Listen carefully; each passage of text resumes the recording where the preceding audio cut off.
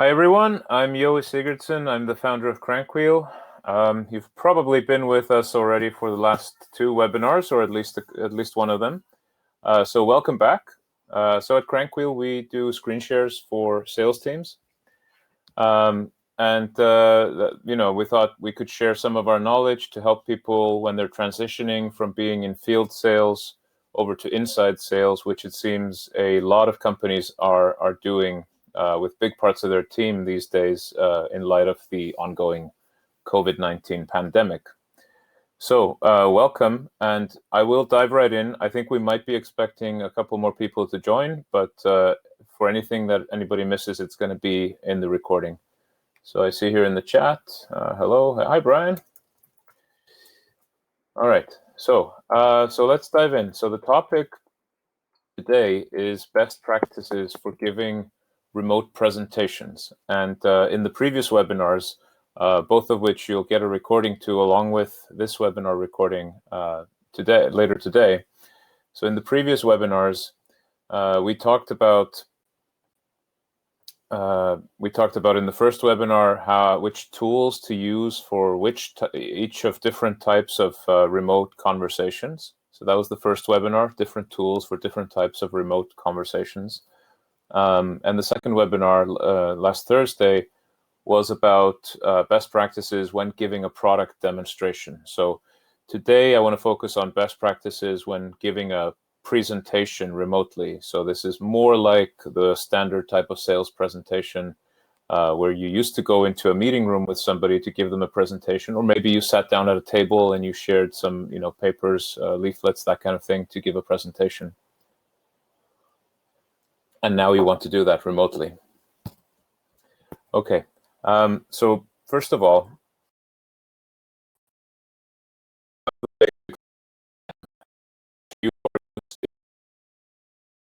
presentations, projecting a PowerPoint presentation up onto a meeting room screen or projector. That's something you can very much still do.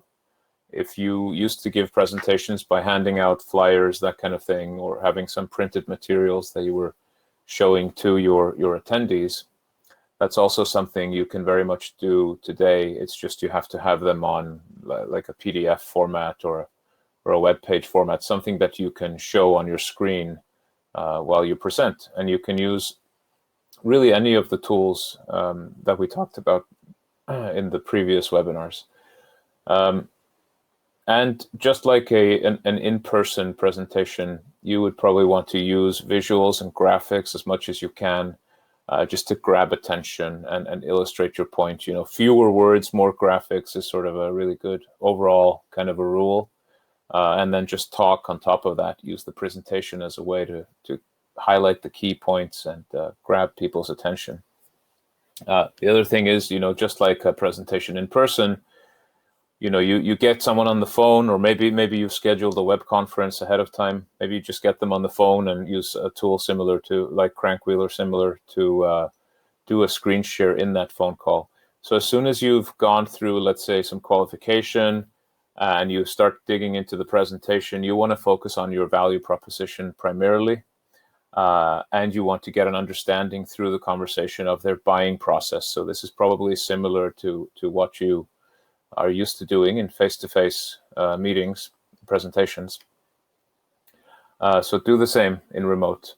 And you may want, at least for a product like ours, we would typically, if we're doing a presentation, we would probably not dig that much into features unless the prospect is actually asking about those. So many of those basic things are the same. A great PowerPoint will still help you. Some good print materials, as long as you can show them on the screen, they'll still help you. But there are definitely differences.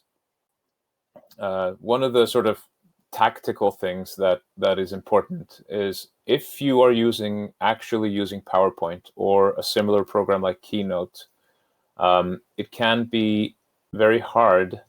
And I just want to illustrate this here in the screen share. So it can be very hard to do that without having a separate monitor, because typically you want to show your presentation as a full thing, and that's the only thing that your prospect sees. But when you want to go like full screen, like here, so I've gone full screen, and now I don't have any of my, screen sharing controls or web conferencing controls. I would need to have a separate monitor for that. So a little trick that I wanted to show you, and this is more of a tactical thing, but if you use Google presentations, so you use Google Drive and you put your presentation there, and you can actually do that with a PowerPoint presentation. You can upload it there and just use Google Drive to present. They have a mode where you can do like this and say presenter view. And this actually gives you two separate windows, right? So you have your presentation in one window, and I'm just going to decrease the size of that just to show you, just to illustrate what I mean. And you have your presenter tools here, so you can actually see what are the different slides, what's the previous and next slide, and your speaker notes. But the nicer thing is that you see how the presentation actually properly fills out all of this browser tab. So what I could do is I can present like this with speaker notes, with Google Drive, and then I can share just that browser tab. And then this is the type of experience that my viewer would have, is they would get a clean presentation. They would see only my browser tab and not the rest of what's going on in my screen, even though I'm not using a full screen to present. And I think this is a nice trick these days with a lot of us working from home. I have a separate monitor right here in my home office setup.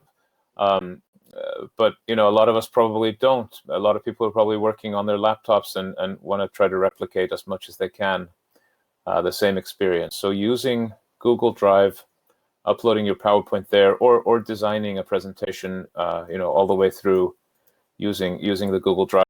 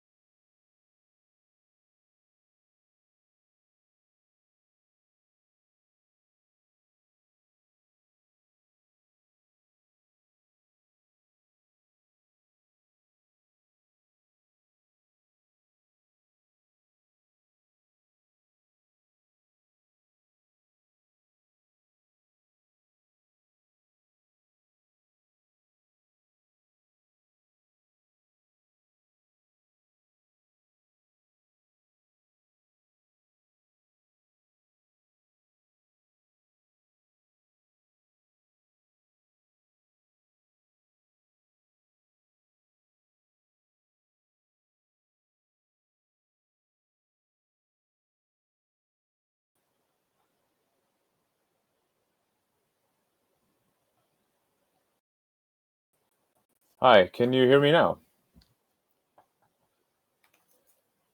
Okay, great. So sorry about that. It seems that my network connection at home experienced a momentary glitch. So hopefully everything is back to normal now. Let's see. Where was I? Okay. So I think I was describing when the audio went off, I was describing a few basic things you can do in any presentation to sort of engage your prospect, keep them engaged because you don't have your sort of physical presence there to engage them. So one thing would simply be in your presentation, point to things using your mouse. So I'm pointing to 1, 2, and 3 now using my mouse, and I might say, which one do you like, 1, 2, or 3? So get them interacting as soon as you can in the presentation. Ask them questions, ask them to sort of tell you their opinion, that kind of thing, as early on as you can. So as much of a dialogue as you can make that sales meeting, that remote sales meeting, that's always better. Another example would be, let's say you are showing them a case study. Okay, so I'm using this one as an example, and I'll expand on it a little bit. So you might say, well, here's a case study about how our product can cut the sales cycle, and you might want to highlight some bits of this with your mouse, like make it actually interactive. Highlight that part as you're talking about it. And if you're using Crankwheel or another tool that gives you engagement information, you may recall from the first webinar, you can actually see where their mouse is hovering. So you can also ask them to point to things in that kind of a scenario. Okay. So those are some basics around how to make your presentations more interactive. Let's take another example, an example of an actual tool that you can very simply build to make your presentations really interactive. And it can also be a great way of sort of further qualifying customers, even if they've already been sort of pre-qualified.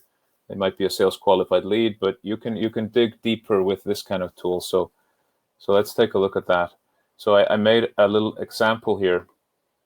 So ROI calculators or any type of calculator, these can be really effective tools for a presentation. So you can go from your PowerPoint into a calculator of some kind. And I sort of based this one on we do something quite similar to this sometimes in calls for Crankwheel. So I sort of based it on that because I know the math and I didn't have to do too much work. So let's imagine you're presenting a product called Short Cycle, which is supposed to shorten sales cycles. You might ask your prospect, these questions where you have these green fields. How many full-time sales agents do you have? Let's say 5. You see how I'm qualifying at the same time. And what percentage would you say they spend on each of these different activities? Let's say like 10% on admin and other, 15% closing calls, actually the actual final meeting or whatever, however you close, 25% prospecting and 50% the actual closing can happen. So this might be an example of a sales department or a sales team somewhere. And then you ask them, okay, well, what's the typical number of calls, before that final call where you try to close or meeting where you try to close? Okay, let's say that's 5. Okay, and then you can tell them something like, well, we've seen with Short Cycle that it typically, results in being able to go, a lot further in the first call, and we see a lot of our customers that have 5 calls before the final meeting, or the meeting where you either lose or win the deal. A lot of them save 1 or 2 of those 5 calls by using our product. So what do you want to assume here? Let's say that they respond, oh, let's assume 2. Let me see the best case. And then there's a calculation here based on all these numbers. It's saving 20%. So it's saving 2 out of 5 of those 50%. And that's 20% of your sales team's time. And by multiplying with the number of full-time full-time equivalent sales agents, you get a result, which is it saves 168 hours every month. So this kind of interactive tool during a sales call or during one of your calls, however you do it, whether it's like a phone call plus screen share with Crankwheel or similar tool, whether it's a web conference with more stakeholders involved, this can be a really nice way to keep them engaged. And of course, it also may give you further sales intelligence. All right, so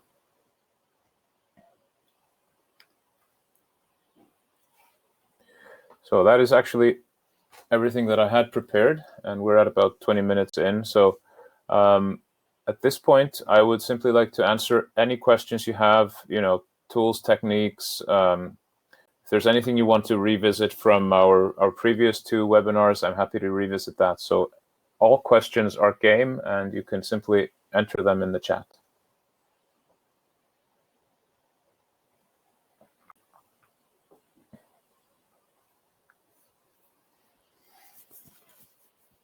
Has anybody used any of these approaches with some success that we talked about, like a calculator? You can shout out in the chat if you want.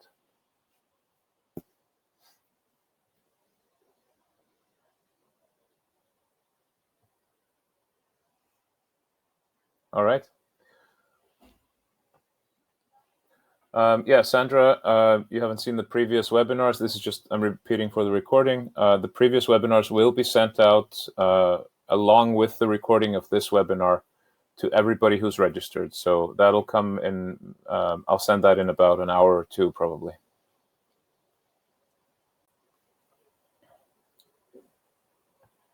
So Brian, thank you. You like the calculator idea. Yeah, it's quite powerful. It can get you into a really deep conversation with your prospect. And, most of the time or almost always, even if your prospect is like a super pessimistic kind of, or, not pessimistic isn't the right word, even if they are skeptical, you can usually always still show a great return on investment on purchasing your solution, simply because you have a good solution to a problem, and usually it's worth many more. The money saved is usually many more times than they actually pay, or money saved or money made, whichever it is. All right, so thank you everyone. This was great. Thank you very much for attending. As I said, all 3 recordings, I'll send links to all 3 of them to everyone who's registered. That'll come out later today. And we do hope that this helps some of you who may be transitioning from field sales into more of an inside sales role.